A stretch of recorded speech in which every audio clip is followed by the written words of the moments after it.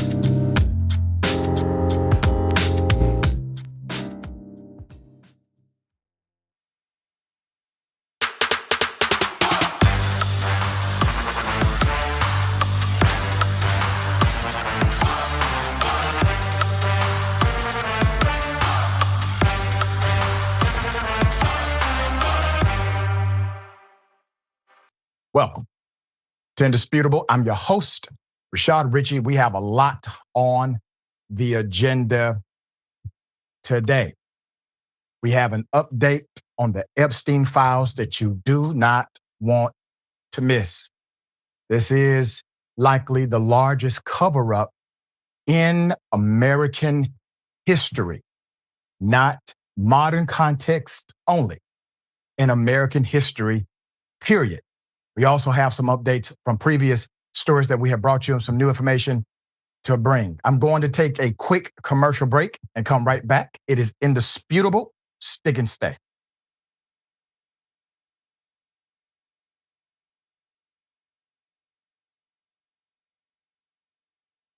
Indisputable is still the fastest growing news show in America compared to CNN, Fox News, and 30 other networks. We tell the truth on Indisputable because the truth is indisputable. We go places that other news media outlets refuse to go. When there were human rights abuses happening at the Victorville prison, guards and members of the community contacted us. You, through your investigative reporting, unearthed very troubling allegations about specific forms of abuse and discrimination in the federal prison system. It really doesn't take much to be a trusted voice.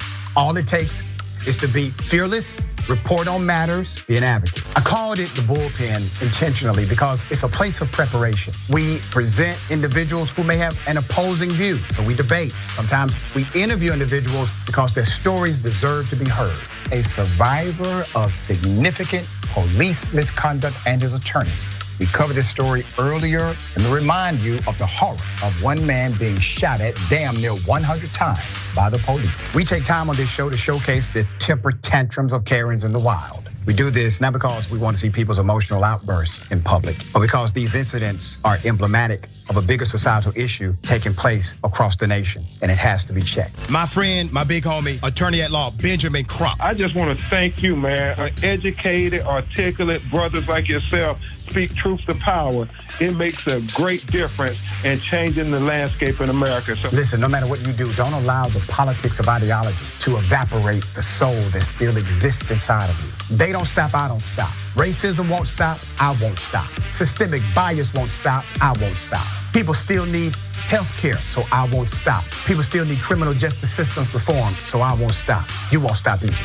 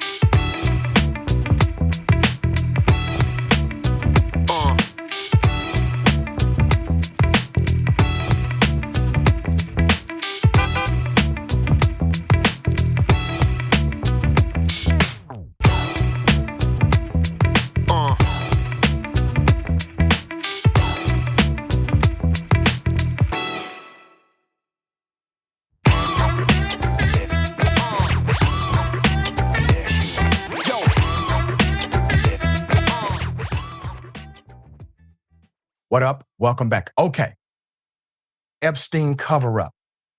We have an arrest and we have Trump exposed even more. Let's go to the complete story. This is a hell of a detail. Put it up full mass. Here we go. This is likely the first major domino to fall. 2 weeks Since the massive trove of Epstein documents have been released, authorities have begun initiating investigations and arrest of high-profile individuals closely connected to Epstein. Former Prince Andrew has been arrested as of this morning over, quote, misconduct in public office, end quote. Keep in mind, he is the first senior British royal arrested in 400 years. Here are the details. The former Prince Andrew, was arrested Thursday for suspected misconduct in public office after revelations in the Jeffrey Epstein files. King Charles III, younger brother, was arrested on his 66th birthday, about 2 weeks after an anti-royal organization called for police to investigate documents indicating that Andrew shared confidential government information with the late American sex offender when the royal worked as a British trade envoy. I'm going to put some dots together here that I believe will come together naturally as this story continues. But if you have a former public official being arrested for his connection with Epstein, and the genesis of the crime is the sharing of government information, the question becomes, why is Epstein interested in government information in the first place? Goes back to the heart, to the genesis of who is Epstein. What is his actual job? What is he actually doing? What is he leveraging for access? There's more. King Charles III said on Thursday that, quote, the law must take its course, end quote, following the arrest of his brother, former Prince Andrew. Quote, what now follows is the full, fair, and proper process by which this issue is investigated in the appropriate manner and by the appropriate authorities, end quote, he said. Quote, in this, as I have said before, they have our full and wholehearted support and cooperation, end quote. King Charles stripped his brother of his royal titles last year amid intense scrutiny over Andrew's friendship with Epstein and accusations made by American Virginia Giuffre that she was trafficked to engage in sex with Prince Andrew when she was simply a teenager, according to her narrative that's on record. There's more. The family of the victim, who died by suicide last year, thanked British police in a statement on Thursday and said, quote, our broken hearts have been lifted at the news that no one is above the law, not even royalty, end quote. Now, I want to take you to California Representative Ted Lieu has revealed that the unredacted Epstein files allege that Donald Trump sexually abused and threatened to kill children. Here it is. So why are Republicans so interested in Bill and Hillary Clinton? It's because they're trying to distract from the fact that Donald Trump is in the Epstein files thousands and thousands of times. In those files, there's highly disturbing allegations of Donald Trump raping children, of Donald Trump threatening to kill children. So I encourage the press to go look at these allegations. He's encouraging the press. He represents a co-equal branch of the U.S. government. He's encouraging the media to go and look at the Epstein files, which, by the way, a few months ago, according to the authorities that be in the White House, they didn't even exist. So at first they existed, then they were non-existent, and then only a little bit of information existed, and all of a sudden you have a trove of information that exists. But much of that information comes without context. Fragmented conversations, redacted individuals, redacted content, and the list goes on and on. What is the context? They seemingly leave out context in order to keep us guessing or concluding based on information available, but still not 100% contextualized. That is on purpose. That is intentional. I want to remind you of something. This is to show you how much power you have. It's to remind you that because of your demands and because you did not simply accept the narrative coming from the powers that be, you forced their hand. Now they're hoping that you will say, well, they're too powerful to be prosecuted. Don't let them trick you into that narrative. They are not. You forced their hand to reveal the information. You did. Working collectively, not giving up on the reality that victims are on the other side. The very victims who experienced this, they continued to be encouraged by those who were in Congress and those outside of Congress to give their voice power.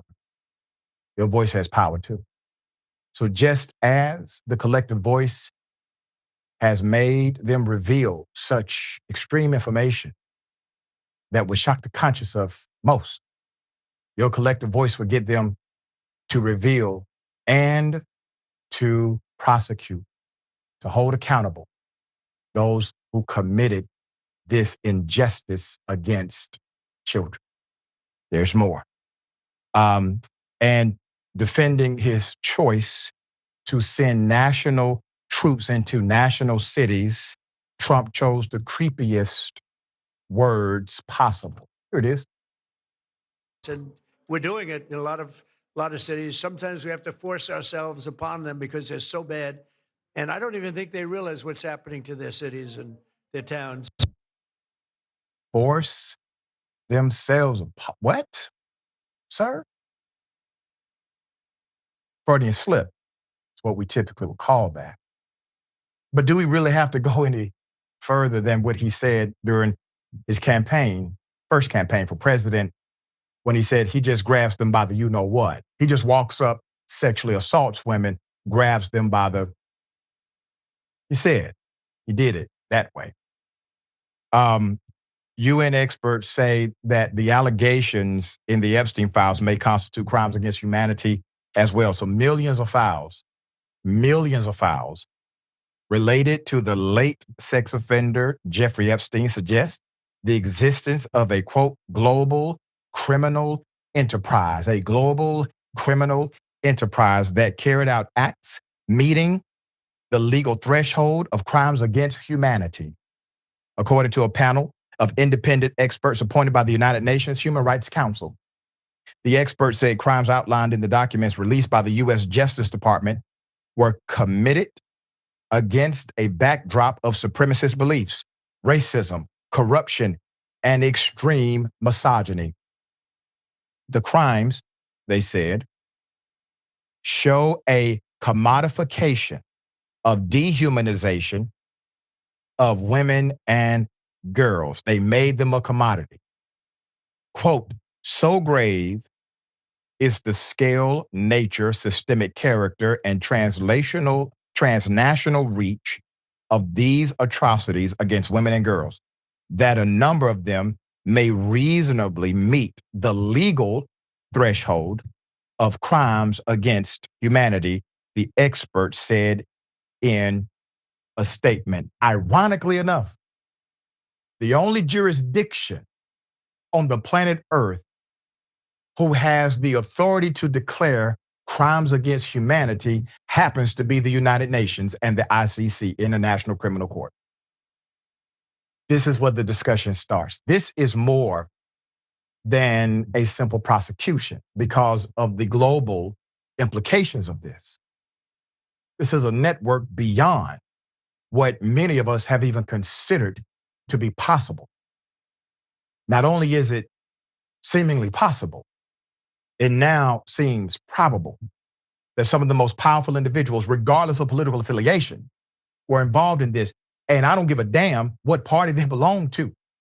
Whatever needs to happen in order to serve justice to the victims and serve justice to those who victimized them needs to happen. The house of cards needs to fall. A new deck needs to be presented. Period. We're talking about children. And if you can't find a moral fiber when the discussion is about a damn child, if you can't find your moral aptitude when the discussion is about protecting children, miss me with all your Christian jargon, or your potential faith and belief, your capacity to love. None of those things are real if you cannot demonstrate it on the field. All right, Yasmin, thoughts here. Yeah, you said that this was likely the first major domino to fall here. And honestly, I hope so. I hope this goes somewhere. I hope that this sticks, and it might, because the people who had been protecting the former Prince Andrew all along are no longer around or have stopped protecting him. His brother is the King of England right now. King Charles has stripped him of his titles, practically disowned him as a member of the family, let alone as a royal, and has said that his brother needs to face justice for whatever it is that he's done. And he said that today, or whatever it was today he was arrested. In light of the arrest, he said that's what needs to happen, so let it happen. And we need to celebrate this moment. But as Americans, this makes us look very, very bad. The Brits have arrested a royal for the first time in centuries because he has done something so heinous that they couldn't avoid arresting him for something like this. They couldn't avoid that accountability.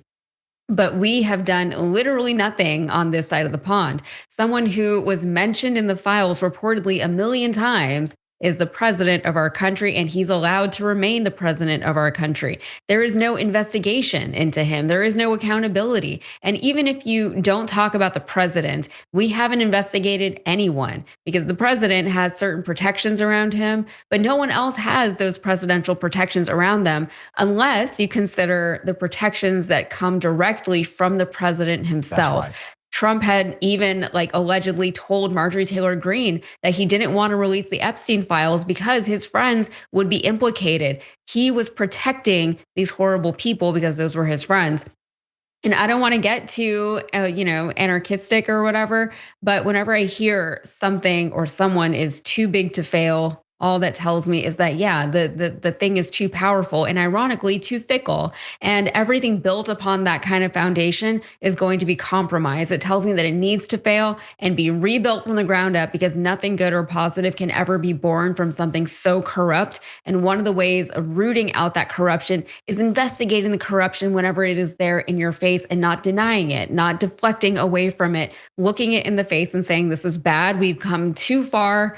We've gone too far, and we need to stop this. And sometimes, these incremental changes are just not enough. They're not going to do anything. You got to start from the base. Very well said. Very well said. And I want to remind everyone, there is nothing more powerful than your human consciousness. There's nothing more powerful than your belief. Know this. They will not get away with it as long as you know they will not get away with it. Period. Period. All right, we'll bring you updates as they come. What if I told you that ICE agents have decided to, trick individuals by acting like they are stranded in order to capture people and arrest them? That is exactly what is being alleged. Here it is.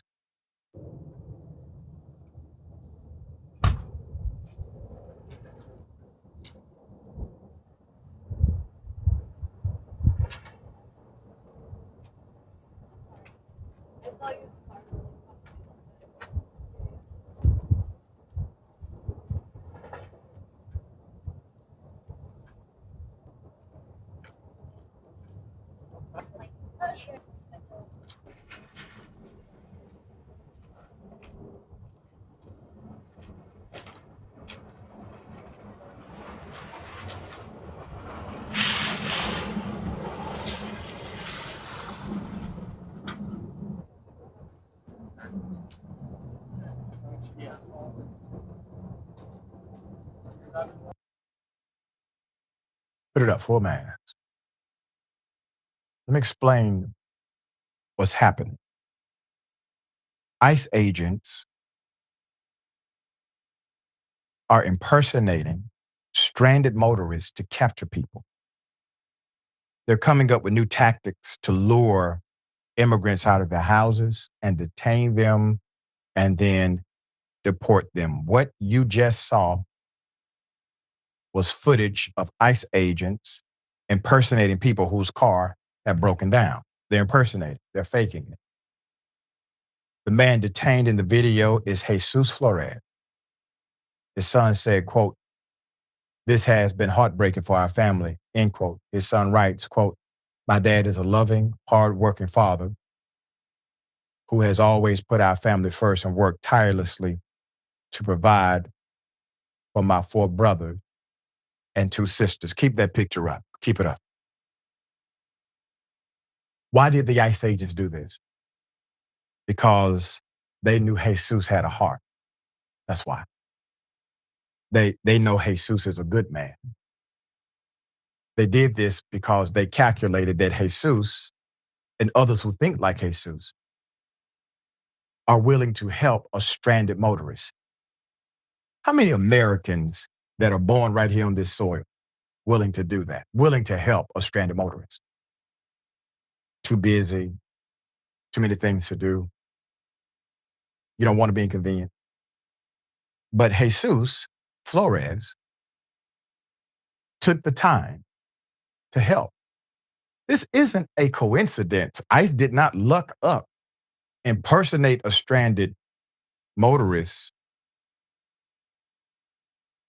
and catch Jesus Flores. ICE made a calculated, strategic decision knowing that this was a decent human being. Let that sink in. Flores has several children who have serious medical conditions. Neurodivergent, according to the GoFundMe fundraiser.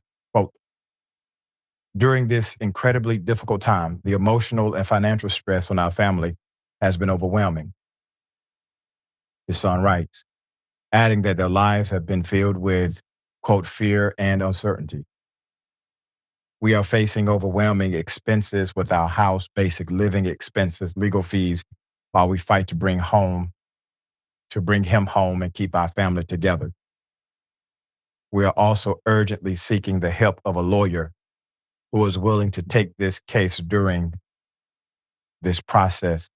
I'll put up the GoFundMe QR code for anyone who would like to help. We're going to keep that up for just a few moments so you can have time to support the Flores family in their crisis. I thought Republicans cared about keeping families together. I thought they respected the ethics of a working man who provided for his family. You're allowing one human being to dismantle all of the values you proclaimed to believe in. I'm talking to the conservatives of the world. One person. You mean to tell me your value system was so weak that one person was able to dismantle it within a few years? On the other end, there are men impersonating ICE agents who have been carrying out violent acts, okay? As we've previously reported on these violent acts, last week, a San Diego man walked into a McDonald's he frequents, putting the manager into a chokehold. Quote, "Why do you think your 911 calls aren't effing working?" Joshua Cobb was heard yelling or telling McDonald's employees, quote, "Why do you think that? Why do you think I'm willing to take 2 punches in the effing face from some illegal immigrant while I'm making arrests for immigration and customs enforcement," end quote. Quote, "He grabbed me from from the back, grabbed my neck really hard, General Manager Danielle Martinez told ABC 10 News. Quote, so when that happened, all my coworkers jumped on him and he let go. But after that, he just punched me on the side, end quote. In this case, employees knew Cobb was not an ICE agent because he actually frequented that McDonald's. He showed no ICE identification. He has been arrested. Police arrested 40-year-old Cobb on suspicion of impersonating a police officer and battery. Martinez is okay and was not seriously injured in the attack. At least 3 other arrests have been made as Department of Homeland Security has ramped up deportation from left to right. You have in South Carolina, Sean Michael Johnson, 33, was charged with kidnapping and impersonating a police officer after allegedly detaining a group of Latino men along a Charleston County road. Johnson is accused of, quote, willfully and unlawfully presenting himself as an ICE agent and detaining a vehicle of individuals from moving, according to court records. In another impersonation case in Philadelphia, police charged a Temple University student named Aiden Stiegelman in connection with the alleged impersonation of ICE officers on campus. The incident, which occurred Saturday night, involved 3 individuals, 2 wearing shirts with police and ICE in white letters, attempting to enter a residence hall on campus. Temple University said in a statement. Let me take you to Raleigh, North Carolina.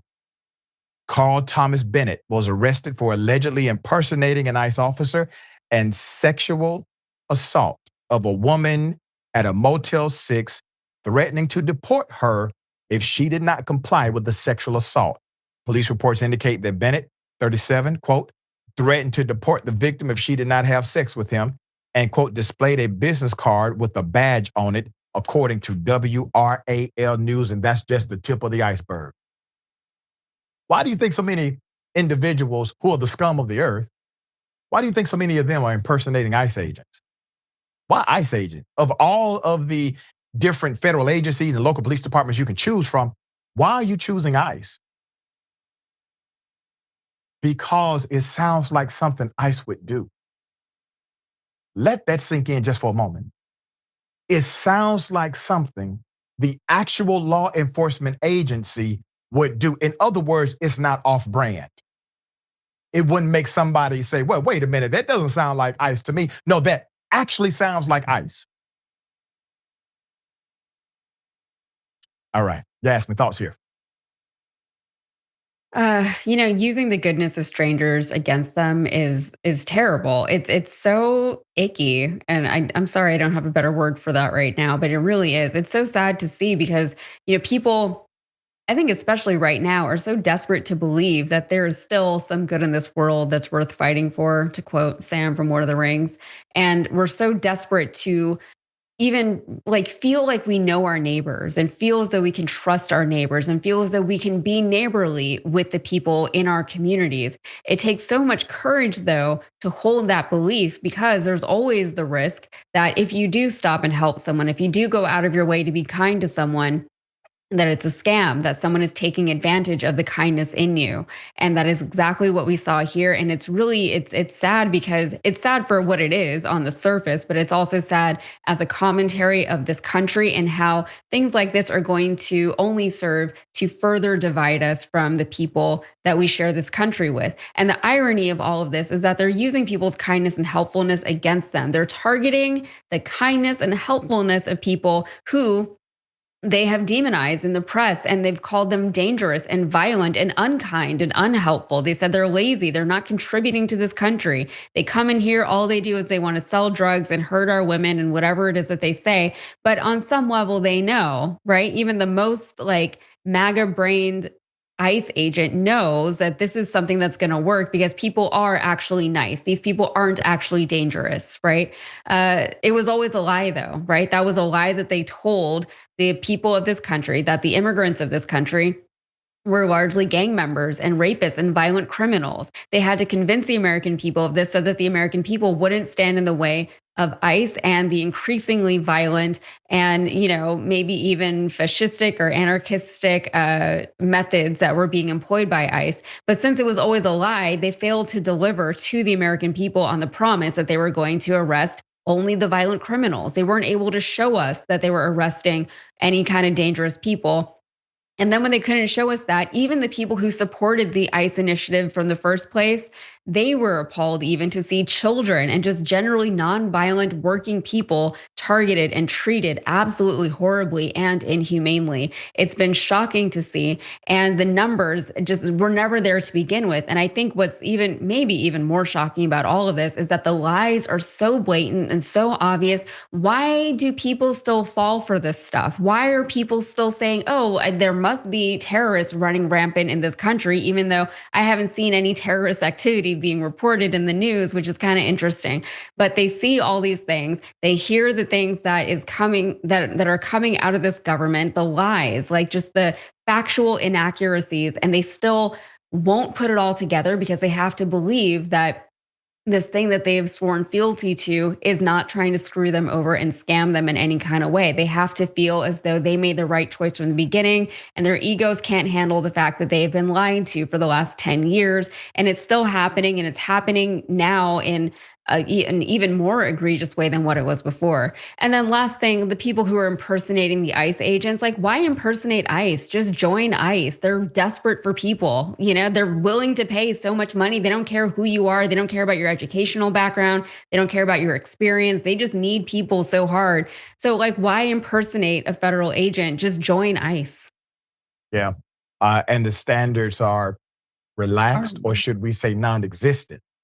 A lot of people would be surprised that they would actually qualify under this administration. It's unfortunate, but a reality. And at some point in the future, all will be reconciled. All right, we got more on the other side. Indisputable stick and stay.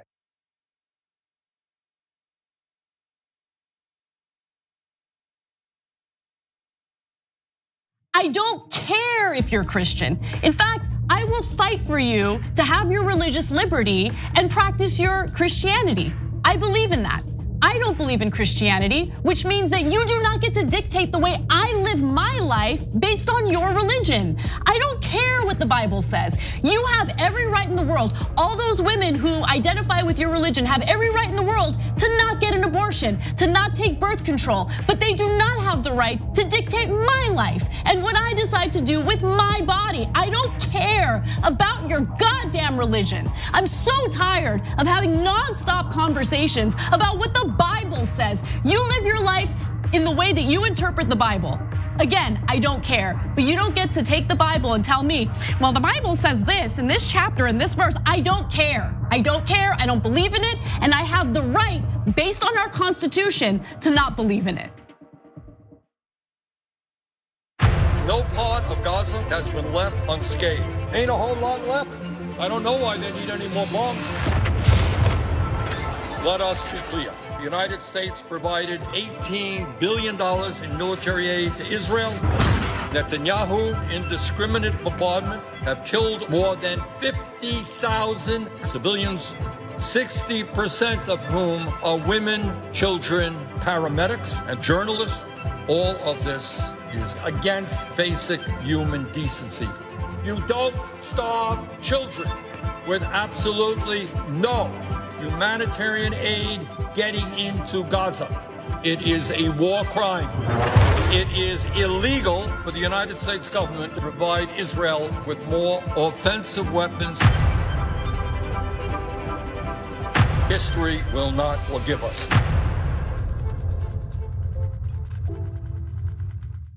We've been on our phones too much. I feel like we just need to touch grass or something. I told you. I mean, you know what? Let's actually do it. Let's touch the grass. Whoa. Andrew Yang? It's not racist, right? It's him. Yes, it is I, Andrew Yang, out here giving money away as usual. Wait, but literally? Do you use a phone? Noble Mobile will cut your wireless bill in half every month, and you get paid even more if you log off, look up, and touch grass. Oh, I actually have some grass if you... I don't think that's the kind of grass. Not that kind of grass, unfortunately. Whoa, wait, what the... Whoa, I guess that kind of grass works too. All grass works. All grass and we get cash? Wait, did you see that, babe?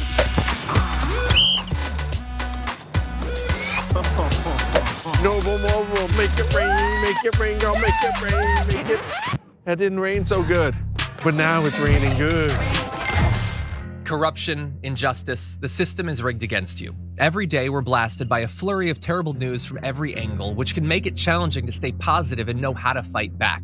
The Damage Report is your solution. I'm Johnny DeRola, and my daily morning show cuts through the noise and exposes the real damage being done to our country, the world, and how we can fight back against it. Corporate greed crushing workers, we'll name names. Politicians selling you out for their corporate overlords, we've got the receipts. Climate disaster, economic collapse, the rise of fascism. No spin, no establishment talking points, just the truth that you need to survive and resist. But it's not all doom and gloom. We'd love to have you join the Dragon Squad, our community of positive-minded activists who turn the day's news into positive action. With new episodes every weekday, listen to The Damage Report to get honest news, unflinching commentary, and daring coverage you won't find anywhere else. Listen to The Damage Report on Spotify, Apple Podcasts, or wherever you get your podcasts, because understanding the damage is the first step.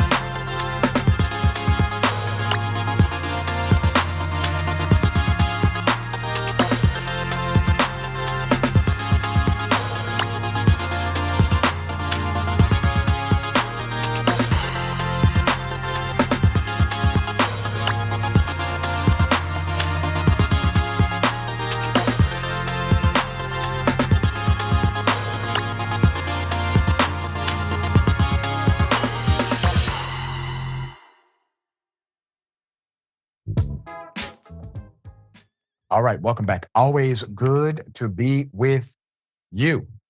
All right. I got a lot of comments. I'm going to read as many as I can. Very thankful for everyone for joining the conversation. Natty just says, if he gets on the live, I swear. Nightmare 316, LOL, the pedo formerly known as a prince. And Bernie the Kiwi Dragon 4382 says, Charles isn't protecting Andrew. It must mean it's now too risky to stick his neck out for him. You make a great point. And I'm quite sure they have already investigated. There is no way they have not investigated themselves, okay, to come to this conclusion to basically let him hang. No pun intended. DB Hawk 3, thank you for that, says, press Trumpy's gonna get what's coming. And Night Eater, say they know immigrants are caring people. So they know immigrants are caring people. That's right. They do. They do. And Thomas says ICE is just watching horror movies to determine their tactics.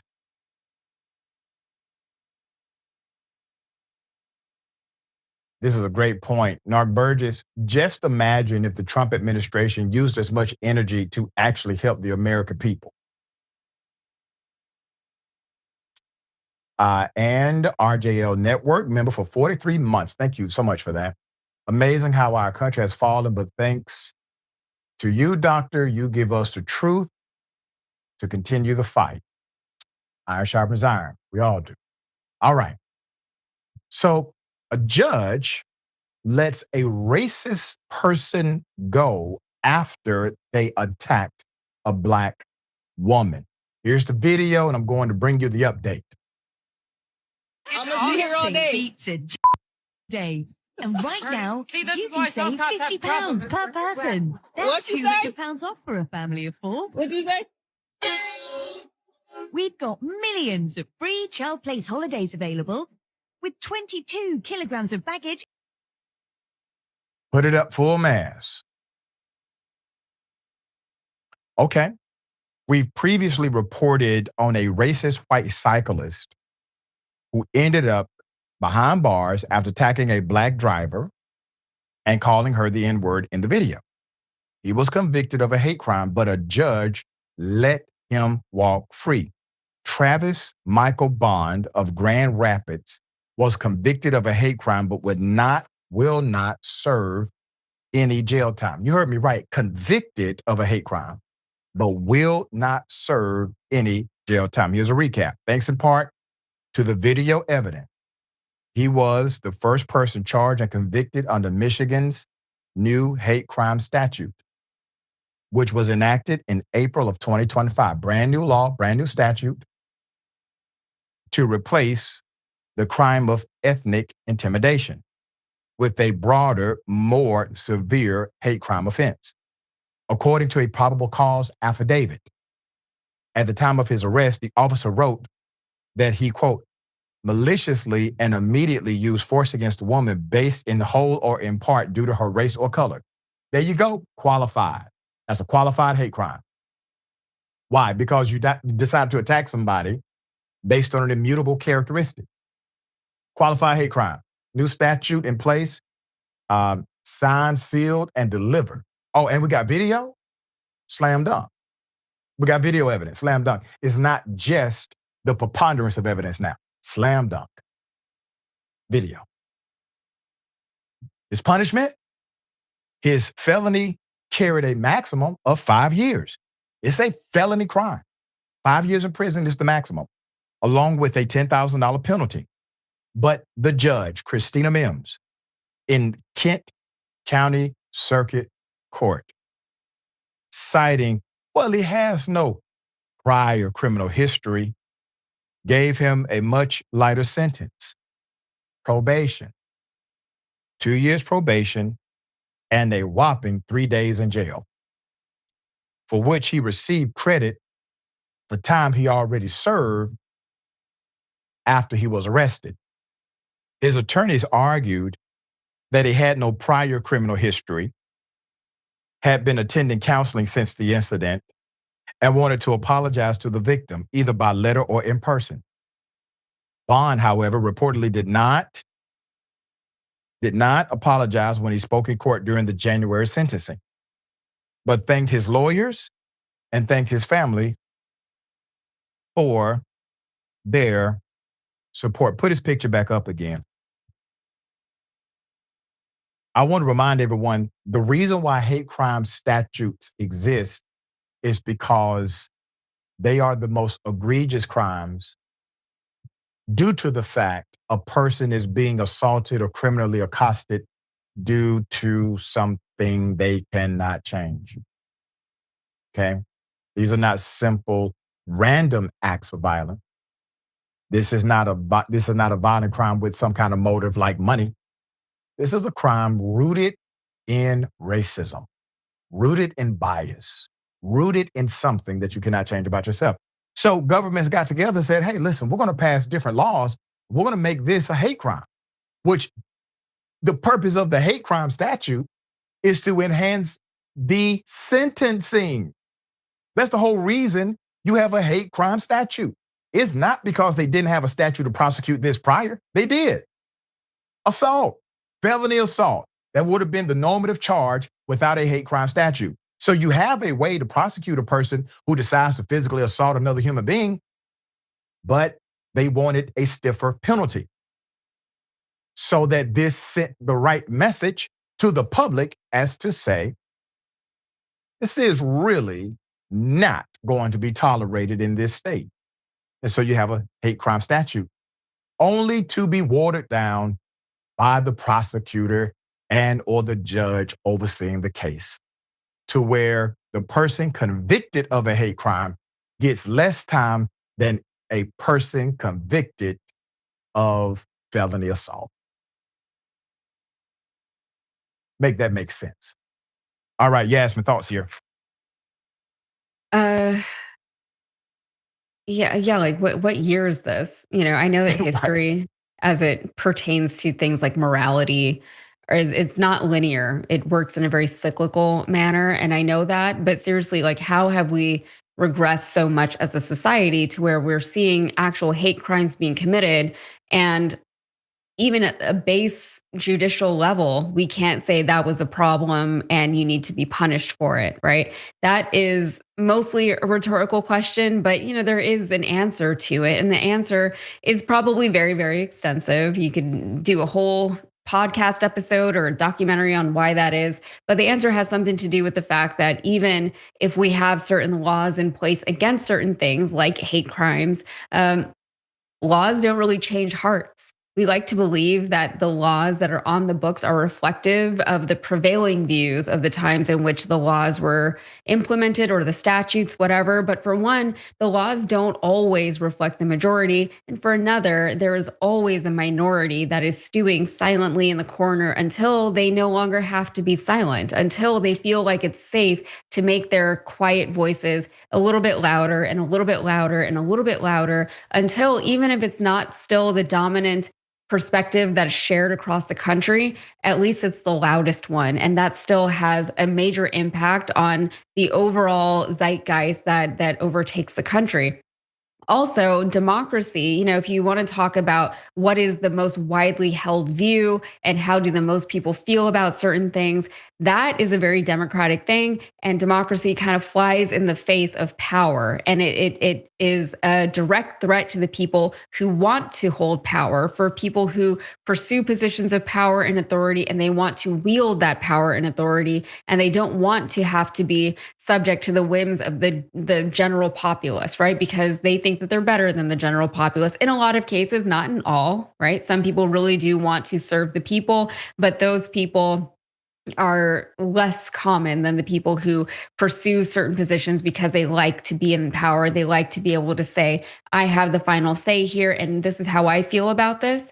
And that's not democratic. That's the system that we have right now, though. And so until we change the whole system somehow, especially pertaining to our judicial system, then this is what we get. So there can be backlash for this judge against him. But as of now, the damage has been done. Yeah, for sure. And I believe they elect their judges in that jurisdiction. Mm-hmm. So those who are part of the voting population, you know what to do. All right, we'll bring updates as they come. On a lighter note, ladies and gentlemen, I wish a Karen would. You want to call the police on them for having a barbecue on a Sunday. I feel free! Back off! I'm going to tell there's an African-American man threatening my life. $1,000 reward! Go ahead! You want me to get it? Why are you being so racist in that? Because she being a bitch! Don't worry. She actually just tried to run us over with her kids in the car. Here comes ICE! Look, here comes ICE! 911! Hey, I got a bunch of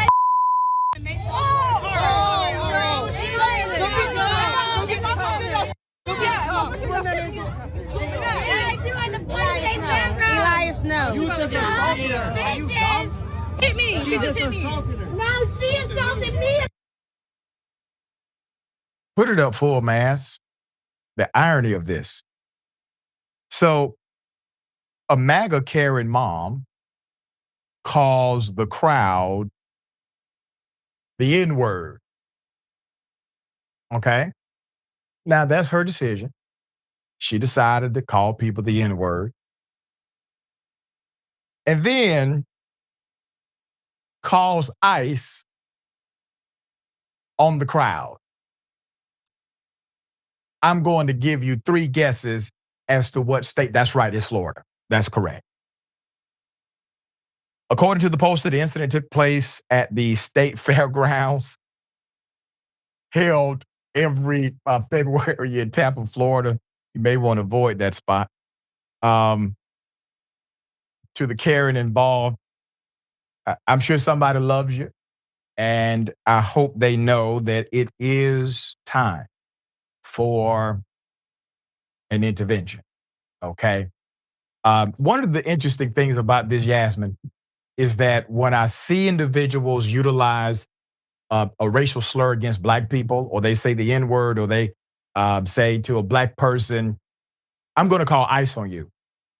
What that means is that they know that ICE is a racist agency, and by proxy, that racism can be transferred to the Black population, even though ICE is allegedly only after individuals who are not documented in the United States. So it tells me that the white person who's bigoted, they are aware that ICE is a proxy for a racist agency. Do you understand my point? Yes, no, then I was thinking the exact same thing, right? She understood that I'm trying to be racist right now. And that is really what stood out to me in this story. You know, like what she's doing is insane, but it's sad that as a nation now, we have a federal agency that people like her can call or threaten to call anytime they feel like being racist. So even if they're like, oh, I only support ICE because they said they were going to get rid of all the violent criminals and get them out of the country, who's going to argue with that? If people are violent and committing crimes, sure, get them out of the country if they're not supposed to be here in the first place. But they do understand on like a very innate understanding level that this is not actually what ICE is about. ICE is about getting rid of anyone who is not white in this country anymore. And, you know, I just want to say this is at like a state fair or something like that in Tampa. This is why people don't leave their houses anymore. This is exactly why everyone has anxiety about leaving the house. And you know what? It's hard to blame them. Yeah, seriously. State fair. There was a time when everybody could smile going to a state fair. Yeah. Get some funnel cake, you know? Right. Just like ride some rides. Funnel Get a cake is tummy good ache. year round, by the way. Year round. There you go. All right. We got more on the other side. Indisputable, stick and stay.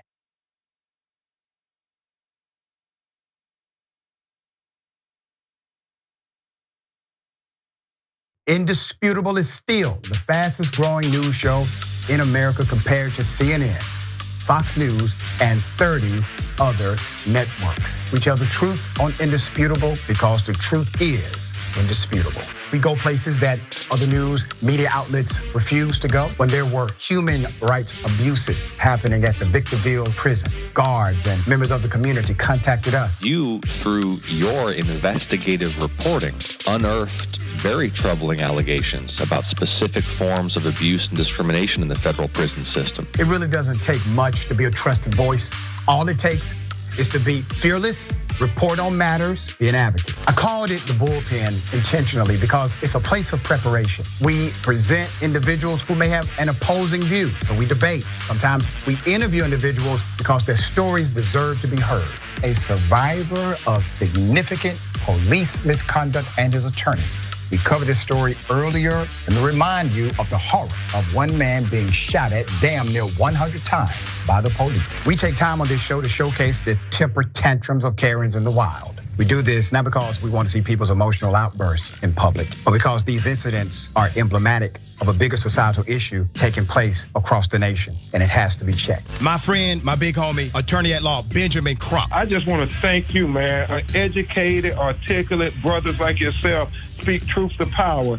It makes a great difference in changing the landscape in America. So listen, no matter what you do, don't allow the politics of ideology to evaporate the soul that still exists inside of you. They don't stop, I don't stop. Racism won't stop, I won't stop. Systemic bias won't stop, I won't stop. People still need health care, so I won't stop. People still need criminal justice systems reformed, so I won't stop. You won't stop either.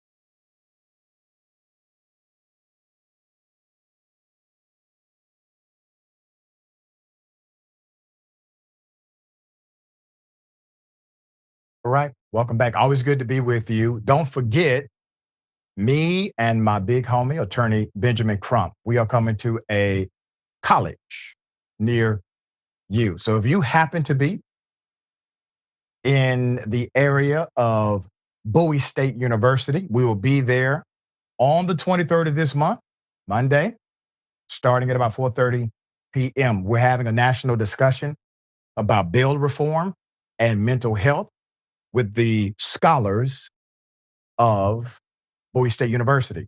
The next day, Benjamin Crump and I will travel to Coppin State University in Baltimore.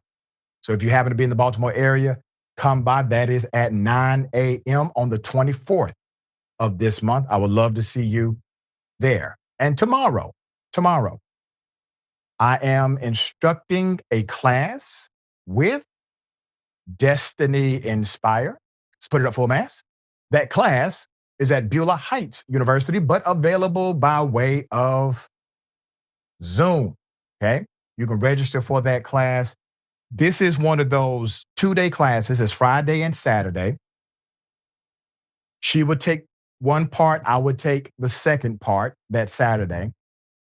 It's a 2-day class. You do get a certificate from the university, and it is to show you how to publish your book on Amazon and some of the tricks of the trade to make it a bestseller quickly. All right. She is an expert at this stuff. Highly encourage that you take the class. All right. Good stuff. Coming to a college near you. Let me read some of these beautiful comments.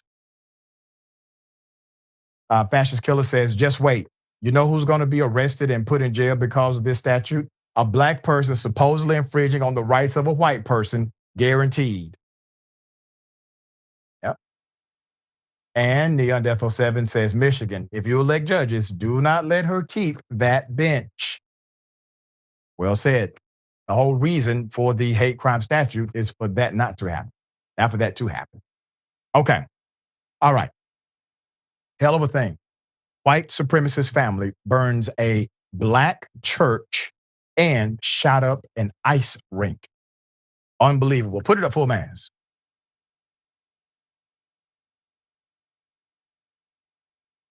This week, a domestic dispute at a Rhode Island youth hockey game escalated into a fatal shooting, leaving 3 dead and 3 individuals injured. The shooter reportedly targeted their ex-wife and children. Investigations revealed the gunman was a white supremacist whose son had attempted to burn down a black church 2 years ago. Dorgan shot and killed his ex-wife, Rhonda Dorgan, and his oldest son, Aiden Dorgan, and critically wounded his in-laws and a family friend before bystanders grabbed his gun. Dorgan drew a second gun and turned it on himself. The media is focusing on the shooter being trans, but the media is downplaying that they were, more importantly, neo-Nazi. Okay? This is the shooter, known as Roberta Dorgan or Roberta Epstein. In this photo, you can see their SS neo-Nazi tattoo, a symbol used in the Third Reich propaganda. Their social media further indicates their belief in white supremacy. Dorgan posted pro-Nazi content on an account on X, including repeating posts in which Dorgan wrote that being, quote, to the right of Hitler, end quote, was a compliment. In a reply to a post showing an image of someone giving a Nazi salute, Dorgan wrote WP, a reference obviously to white power. Dorgan also rejected the idea that all transgender people are liberals expressing hatred for Democrats and support for President Trump. 4 days after Trump won the 2024 election, Dorgan wrote on X, quote, trans my whole life, post-operation, back Trump 100%, love America. They don't stand for me. They don't speak for me. Blank these commie blanks. Dorgan's son, Kevin, is also a white supremacist who was arrested after attempting to burn down a black church in 2024. Kevin, 37 years of age, ignited the blazes around Shiloh Gospel Temple's exterior in North Providence. This was during the early morning of the 11th of February, 2024. Because of the race, color, religion, national origin, and or ethnicity of the congregants there, according to a plea agreement filed on the 20th of December. Investigators said most of the worshipers at the Pentecostal church, which had existed for about 35 years, are Black and African American. The church was empty at the time and no one was injured, thank God. Court documents said the fire caused significant damage to the church, which had a 100-person congregation mostly made up of Black members at the time of the fire. Police seized notebooks inside of Kevin's home that were filled with hateful writings, including one entry where he wrote, quote, gun everyone down that isn't white. If one is white, spread the gospel. Always give our bloodline a chance, end quote. Kevin is serving his sentence in a federal prison in Fort Worth, Texas, and is scheduled for release in December 2029, according to federal authorities.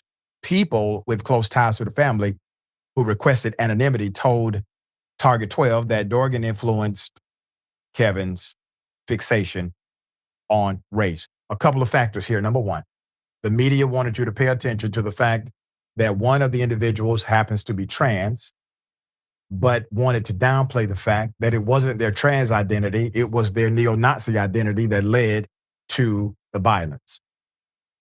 It's ideology. The ideology of racism, bigotry, bias, and hate. And the insanity of the ideology that suggests or says you can kill people while sharing the gospel of Jesus Christ. It's ridiculous, isn't it? The gospel and killing. The gospel and killing. Many men and women have utilized that book in order to justify the most heinous crimes against humanity. The true story of Yeshua, Jesus the Christ, is that of a radical, nonconformist man of color. That's the true story. The true story of Jesus, Yeshua the Christ, is a story of a man who spoke against religious authority, who spoke against government corruption. All right. Sad story. Yasmin, thoughts here? Yeah, I mean, that is an interesting angle that this transgender person went out of their way to specify that they're a Trump supporter and not a Democrat. Sure, these groups aren't monolithic. We know that. But as you pointed out, Doc, the trans identity has nothing to do with the story here. It is interesting because, we already know that the Republican Party, the Trump administration does not support the trans community, but that doesn't seem to be an issue here because there are bigger issues here. And the bigger issue that this person is concerned with, also their son, is the white supremacy of it all and the neo-Nazism of it all. And yeah, that is the obviously bigger story. That is the thing that people are going to be focused on here. These are horrendous people who have committed horrendous crimes against other people, against groups of people. And somehow they're still able to rationalize in their own minds that they're not horrible people. And it's so interesting because, like, I really don't think that anybody thinks of themselves as a horrible person. Somebody can acknowledge that they've done a horrible thing and say, I'm sorry about that, but that's not who I am. But at some point you have to say, am I the problem? This is an evil ideology, but they're so convinced with it that in their minds it's just sensible, it's just rational, it's just the way the world is supposed to be.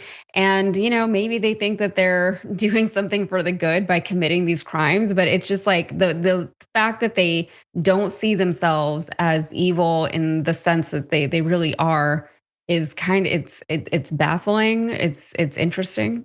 I don't know what to do with that. While also kind of portraying themselves as a victim, like that's the other layer to it. Yeah, that's indoctrination. That's indoctrination. All right, we got more on the other side. Indisputable, stick and stay.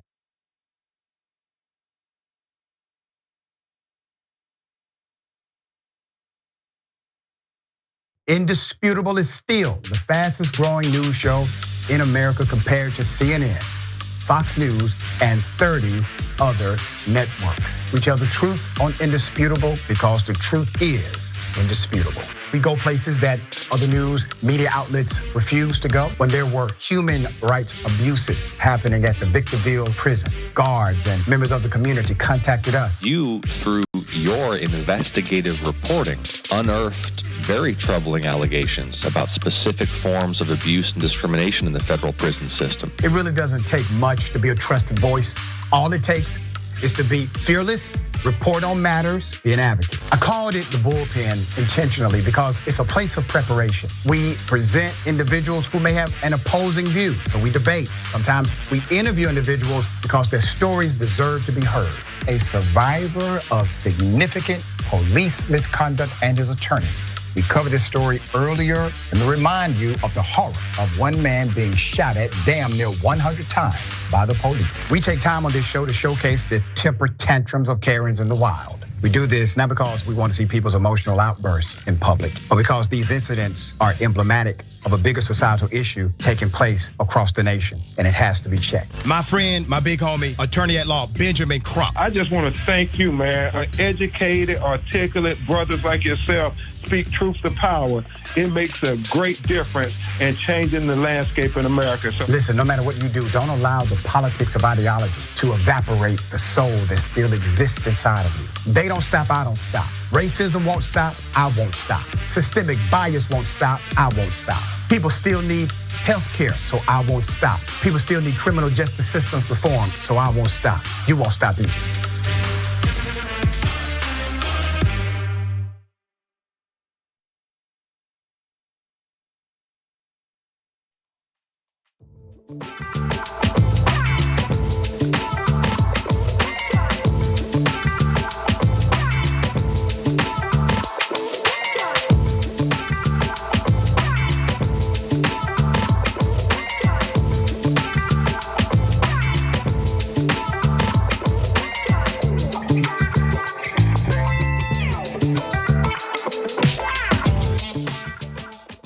All right, welcome back. Always good to be with you. We have a couple of comments. Read as many as I can. Velvet Goldmine says, do you think they were somehow unaware of the fact that the Nazis would have rounded them up with all the other undesirables? They have to be aware of that, at least academically or intellectually. It doesn't mean it has rooted in their ideology. And that's when you see indoctrination taking place. Indoctrination is when you are unable to critically think about the political or religious position that you hold. You are absent of critical thinking. That is then indoctrination. And you see that obviously a lot with Trump supporters.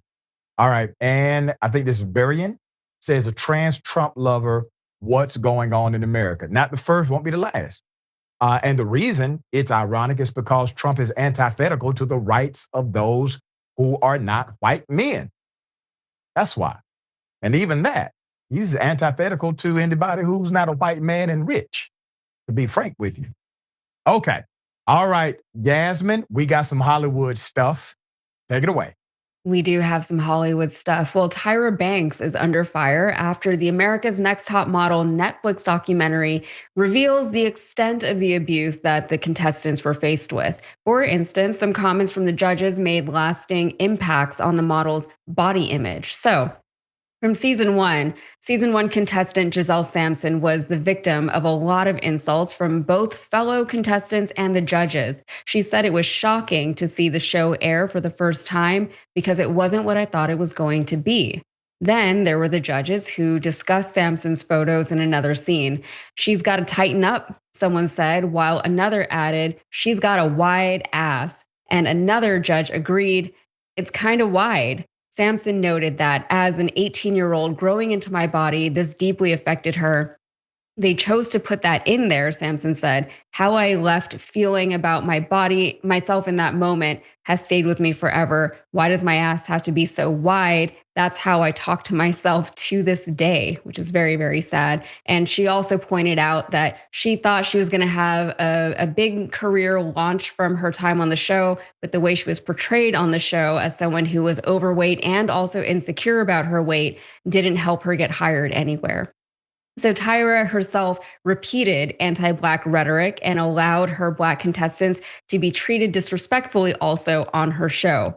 Ebony Haith, another contestant from season one, reflected on her America's Next Top Model makeover, which began with Banks telling her, this little piece of hair right here, this extra little thing, gone. Haith said it was at this moment that she felt the full disappointment in the way she was represented on the show. She said, I'm sitting there and I have three of the top stylists over my head laughing at my hair texture, she recalled. It was really frustrating. People did not have the correct clippers. Everyone basically said they didn't know what to do. She also added, they ended up giving me 3 bald spots, very disappointing. And things only got worse when Banks called her later in the day. I'm thinking that my sister is going to understand, Haith admitted. I thought she's going to say, girl, don't worry, I'll go to Harlem. And she says, the judges have been talking to me and they've been saying, you've been showing up ashy every day. And I'm blown away. When Haith started to work on moisturizing her skin to meet the judges' standards, she then faced backlash from the other women on the show who criticized her for the intense regimen. Throughout Haith's time on the show, she was referred to as harsh, aggressive, and angry. And yeah, that was absolutely a thing that was happening as it was being aired. She wasn't mad about the haircut. She was mad that there were 3 stylists. None of them were Black. None of them understood how to deal with Black hair. And they were in New York City and she was from Harlem. So they could have just got somebody from there, but they didn't take the time to do that. Tyra Banks, as a Black woman, also did not support her in this. And then they commented on her skin. And I remember watching it at the time and it was like, ashy where? Like where? You know, she had immaculate skin. And now seeing that we were all actually being gaslit, that all makes a lot of sense. But one of the more viral controversies from the show was from the time when the models were forced to actually do blackface and brownface. And they did it not once, but they did it twice. In cycle 4, America's Next Top Model creative director Jay Manuel was directed to switch up the models' races and then have them pose with a child of that race. A white woman poses as a Black woman wearing blackface and a wig and so on. Manuel says he was uncomfortable about it from the beginning and knew the implications. His parents are both South African. You can see it on my face, he says. Banks assured him that she would take the lead because she didn't think it was controversial. Again, they did this a second time in cycle 13. And yeah, Jay Manuel in the docuseries, he did make a point to say he grew up in South Africa. He understands the implications of apartheid. He brought that up. He spoke out against it at the time, but at the end of the day, he was told to just do his job and present it. And he says, if you look and you watch back, you can see that he was very uncomfortable about it. And throughout his time on the show, he did increasingly speak out against what was going on in the show. At one point, he asked to leave the show and he was basically blackmailed into staying. So another insensitive challenge from the show, contestant Dion Walters had to pose as if she was shot in the head, despite producers knowing that her own mother had been shot and left paralyzed. They knew about it from the application process, but they still chose to have me do this particular photo shoot that involved gun violence, Walters pointed out.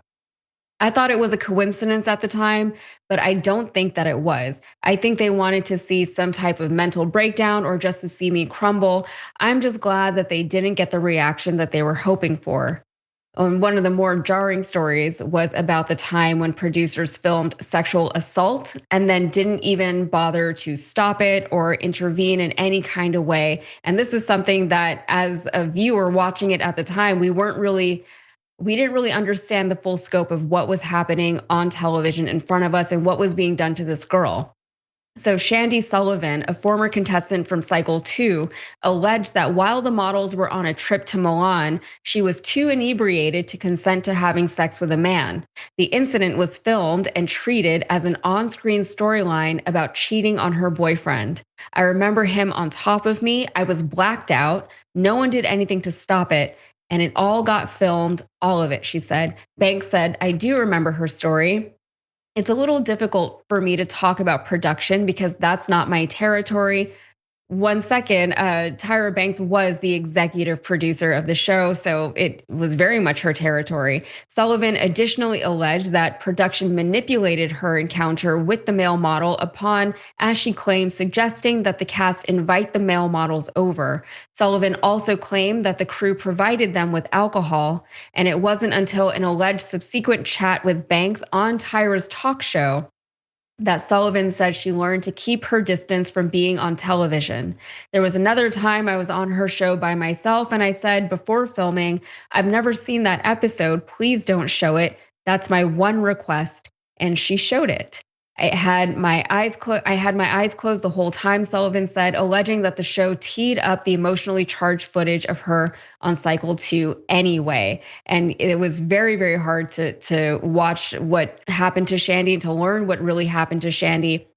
And then also to see Tyra kind of separate and distance herself from the entire situation. She said that she had less to do with production, even though it is her show. She's the executive producer of the show. She also, when they asked her about Shandy, she said, oh, Shandy, who's that? And she kind of had to she pretended to not really remember who Shandy was.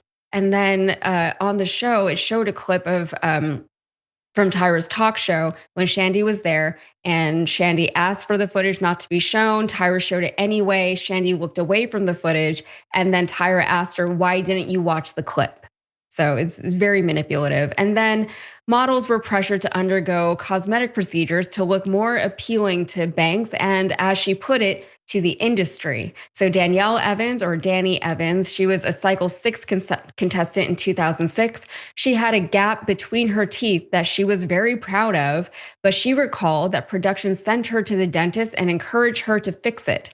I was like, no, I don't want to close my gap. It's not your right to tell me what to do with my body, she said. But she eventually was pressured to close it. Banks claimed that she felt like she was between a rock and a hard place because agents told her that a tooth gap would prohibit Evans from getting work. However, in Cycle 15, Tyra would make a white model named Chelsea surgically widen her gap. That's what they told me. And again, I could have just been quiet and let them handle it, but hindsight is 20/20 for all of us, said Banks. It just so happens that a lot of things that are 20/20 for me happened in front of the world. Evans scoffed at Banks's apology on screen, saying, bull effing, me getting my gap closed is not opening any doors for me. You knew what you were doing. It's a TV show to you guys, but this is my life. After Evans won in 2006, they just threw me to the wolves, she said. She thought they would have a modeling career, but she said that because she had been on America's Next Top Model, designers didn't want her to walk in the shows and distract from their collections. What angers me the most is a conversation that Tyra had with me years later. She was like, I knew that there were certain doors that you couldn't even get into because of the show, Evans alleged. And the thing with Danielle Evans was so sad because on the show at the time, they sent her to the dentist and said, we're going to close your gap. At the time, she said, no, I don't want my gap closed. Then she went to the judging the next day and they told her, if you don't get your gap closed, we're going to send you home. Danielle eventually conceded and decided to get her gap closed. It remains closed to this day. And then Danielle did go on to win that cycle, but her modeling career never took off the way it really probably should have because she was very good. So Tyra ultimately tried to use this document series to then promote her newest season of America's Next Top Model. Cycle 25 has been, the show's been renewed, so it's coming back. It doesn't seem like the show is going to be received well. The pitch at the end of this docuseries for the new show was absolutely cringe. It was hard to watch. Tyra, one thing was very clear from this docuseries: Tyra is not sorry about a lot of things that she should be sorry for. And the thing is, nobody wants an apology from somebody who is not sorry, but people would like to see that some lessons have been learned, right? That some things are not okay, and that the people who perpetuated these things understand that. It's also very sad because Tyra talks a lot about all the discrimination that she faced as her time as a model. During her time as a model, she was the first Black model on the cover of Sports Illustrated. She's broken down a lot of barriers, and she deserves a lot of credit for that. But then whenever she was put in a position where she said, I'm going to make things easier for a lot of people, she did do some things that were very groundbreaking at the time. But then you see the way that she treated, especially the women of color on the show, and it was not very flattering. She criticized a lot of Black models also for their bodies, for being curvier than some of the other models. Things like that were constant threads throughout the show. And also during the docuseries, Tyra was incredibly rehearsed, incredibly calculated, to the point that it was like, what is even the point of this? And the point was, you later learned that she was pitching her show. Also throughout the show, Tyra blamed a lot of the antics of the show on the viewers, saying that we were the ones demanding it. But a lot of viewers have since pointed out that at the time we were children watching this show. I'm 36 years old now. I don't know when Cycle 1 came out, but I was not in any position to demand anything of Tyra Banks. And then also Tyra Banks has been kind of on a really strange social media hit lately. She's moved to Sydney, Australia. She's promoting her hot ice cream, which no one even knows what that is. And she's saying now that she's done a lot for the modeling industry, and now she wants her lasting legacy to be ice cream. That's a real thing. That's really not the biggest issue here, but what do you have to say, Doc? There's a lot here. Okay, so let me start with this. She's noted as the executive producer, okay? I'm the executive producer for this show, which means that everything may not be my fault, but everything is my responsibility, regardless of what happened. Everything is my responsibility. And when I've had to come on to apologize for something that we've gotten wrong, it doesn't matter how it was wrong. It doesn't matter what the process was. I take responsibility for whatever happened, period. And we learn lessons from that. You can't transform from what you don't acknowledge. Acknowledgement is the first step to changing something for the better. That's number one. In addition to that, the sexual assault, or the dynamic where the woman was too intoxicated to consent, that's disturbing. And that's especially disturbing if producers sit back and allow that to happen, because one, that's a crime, period. It can be a criminal charge. Two, you're talking about the autonomy of a whole human being. And there are people around who could stop a person being exploited. This is about exploitation, not about consensual sex. That's a problem on any level. And any true gentleman would never take advantage of a woman who is too intoxicated to say yes, okay? And also in this, the blackface part. Just understanding the history. Blackface, from the American tradition, was theatrical. So there's a real connection between the origin of blackface and what they were doing on this show. Blackface was a way that either white actors, sometimes actresses, would put black paint on their face to mimic black people in stage plays. And they would also put black paint on the face of black people who were acting, because the white audience did not want to see their natural black skin.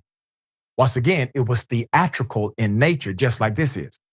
So hopefully, if this continues, she will be able to have more, let's just say, accountability internally and responsibility as an executive director to right the wrongs that were done to her. That's my 2 cents. All right. we have a heck of a story, a GOP lawmaker. A GOP lawmaker had an affair with an aide, and she took her own life. It's very unfortunate. Put it up full mass. Representative Tony Gonzalez, a Republican lawmaker, apparently had an affair with Regina Santos Avila, an aide who later took her own life. This is going to sound graphic, by lighting herself on fire.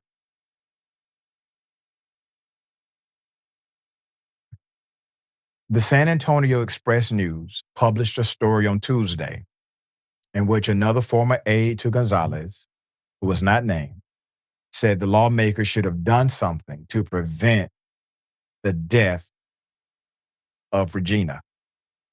The aide said Regina, 35, spiraled into a depression after her husband discovered the affair with Representative Gonzalez, cut her off, and she died after setting herself on fire in September.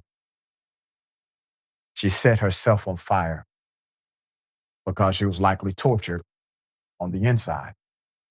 Very powerful man taking advantage of a young lady who was probably mesmerized by some of his charisma,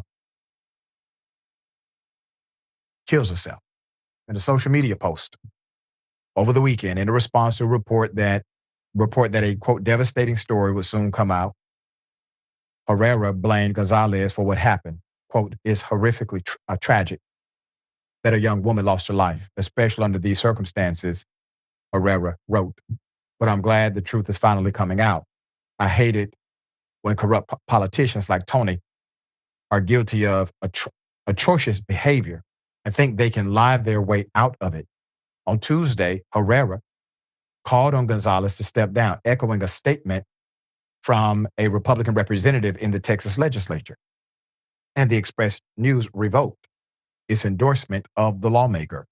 Gonzalez is a Republican in Texas, said in a statement from his office to HuffPost that his former staffer, Regina, was a, quote, kind soul devoted to improving her community.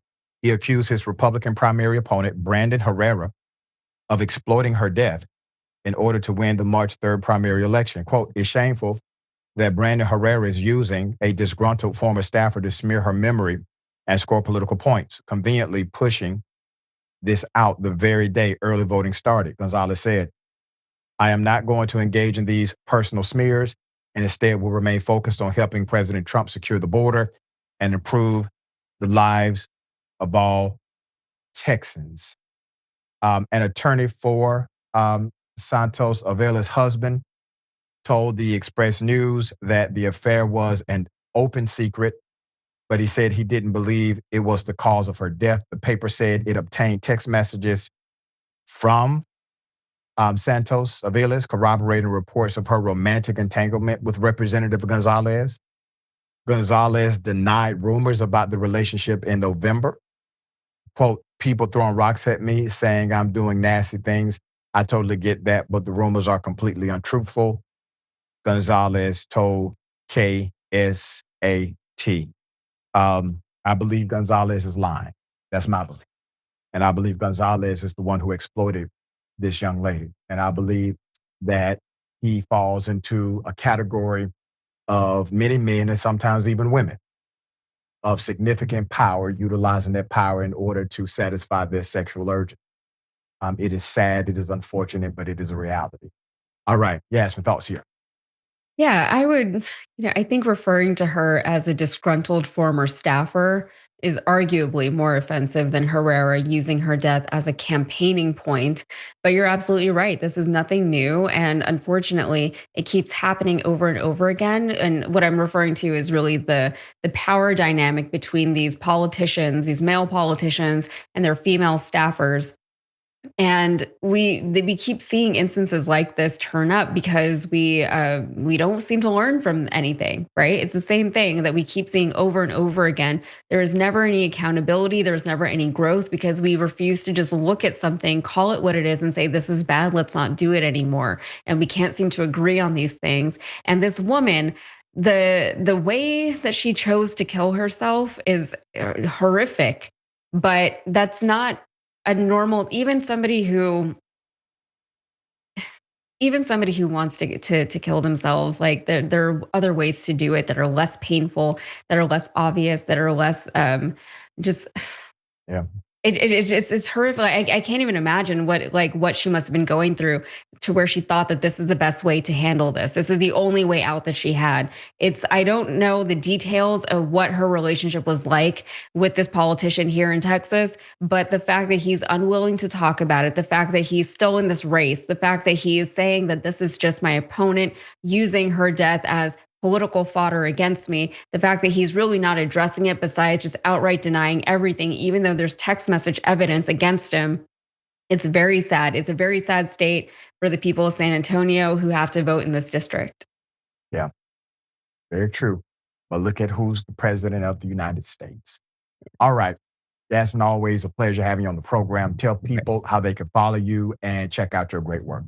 Yeah, you can find me on the Rebel HQ YouTube channel. I do 4 videos there every week. And also, I'm going to be on the Damage Report tomorrow with Jordan because both John and Brett are out tomorrow. So you get me and Jordan. Awesome. Good stuff. Yeah. Very good stuff. We appreciate all you do. All right. Remember, take care of yourself. Take care of each other. Take care of the planet. Remember, the truth is always indisputable.